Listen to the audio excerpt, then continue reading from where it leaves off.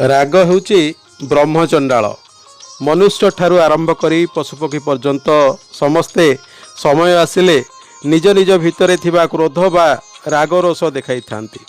आउ एई राग बा क्रोध समय पड़िले विराट काय रूप धारण करिथाए, जहाकू आयत्त करिबा कष्टकर व्यापार होई पड़े।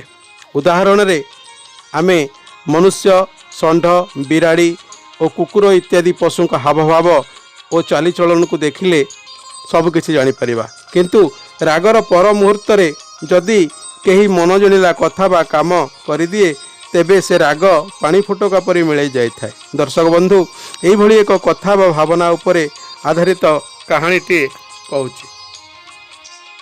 जड़े गरीब ब्राह्मण थिले, तांको उपरे तांको परिवार 7-8 जन लोक निर्भर करती। ब्राह्मण जहाँ रोजगार करती बा जहाँ मागी जाची आणती से माने चलती। दिनकर कथा, ब्राह्मण जनकर 10 भोजी खाई जावाकू मनस्थ कले। काले अन्य कहीं आगुआ दान दक्षिणा नहीं आसी भावी ब्राह्मण अंधार थाई भोजी हेबाकू थिबा स्थान आड़कू बाहरिले। से एते मात्रा रे भोजी प्रति आकृष्ट होई थांती जे बाटरे थिबा खाल ढीप तांकू किछि देखा जाउ न थाए। हठात गोटे विषधर साप को ब्राह्मण तरबर रे कुदी पकेइले। सापटी रागरे ब्राह्मण को मारिबाकू तांको आड़कू फणा टेकी गर्जन कला।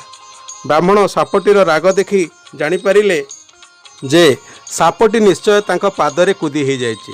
तेणु से साप को कहिले, तुमे मते मृत्यु देव, यह अति उत्तम कथा, कारण ये जीवन जंजाल भितर मु आउ पेशी हबाकू चाहू नाही। मते तुमे गोटिए दिन समय दियो। आज मु मरीगले मते अपेक्षा करिथिबा मो परिवारर लोके समस्ते खाद्य बिना मरीजिबे। सेमानक पई मु आज जाउची, भोजी भातरू किछि आनी तांको मुहरे देबी। सेमाने भोजन करि सारिबा परे जे मंगल कामना करिवे ताहा तुम कामरे लागिबो।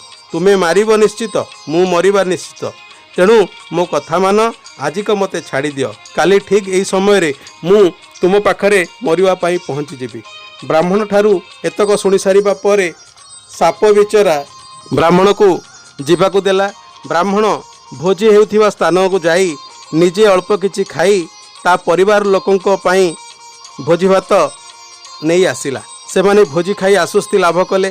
परदिन ब्राह्मण साप को देइथिबा प्रतिश्रुति अनुसार जाई साप पाखरे पहुँचिला। साप चिंता कला, जदि मु ए लोकटा को मारिदेबी तेबे ता घरे ता द्वारा प्रतिपोषण हेउथिबा 7-8 जन लोक खाद्य बिना मरीजिबे। तेणु मु ताकू मारिबी नाही। ब्राह्मण कहिला, बंधु, मु काली कहिथिबा अनुसार तुम पाखरे पहुँची गली। तुमे तुरंत मते मनीष जीवन मुक्ति दियो। साप कहिला, स्वयं भगवान तुमको ये मनीष जन्म देइचंती। मु सामान्य पादार आघात पाई तुम जीवन नहीं जीवी। मु कौन भगवान कोठू बड़ कि ना, मु तुम जीवन नहीं पारिबी नाही। ब्राह्मण बिचारा मन दुख कला एवं कहिला, मु मुक्ति चाहूची अथच मते मिली पारु नाही।